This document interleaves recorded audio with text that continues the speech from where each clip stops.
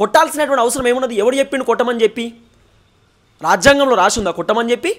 చట్టాలు చెప్పినాయా? న్యాయస్థానం చెప్పిందా కొట్టమని చెప్పి? అసలు ఒక వ్యక్తి పైన చెయ్యి వేసుకునేటటువంటి అధికారం లేదు పోలీసులకు. ఒక వ్యక్తిని తిట్టే అధికారం లేదు పోలీసులకు. ఒక వ్యక్తిని దూషించేటటువంటి అధికారం లేదు పోలీసులకు.